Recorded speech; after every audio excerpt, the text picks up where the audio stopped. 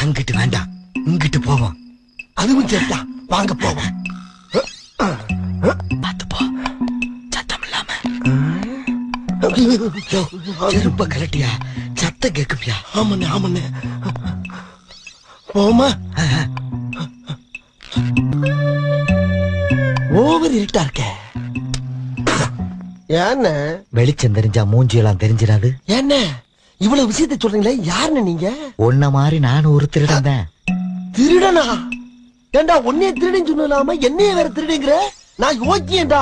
யோக்கியனுக்கு இருட்டுல என்ன வேலை? இப்ப பேசுறதுக்கு நேரம் இல்ல. நீ அங்கிட்டு போ, நான் இங்கிட்டு போறேன். விடியறதுக்குள்ள எல்லாத்தையும் சுருட்டிக்கிட்டு ஓடி போயிருவோம்.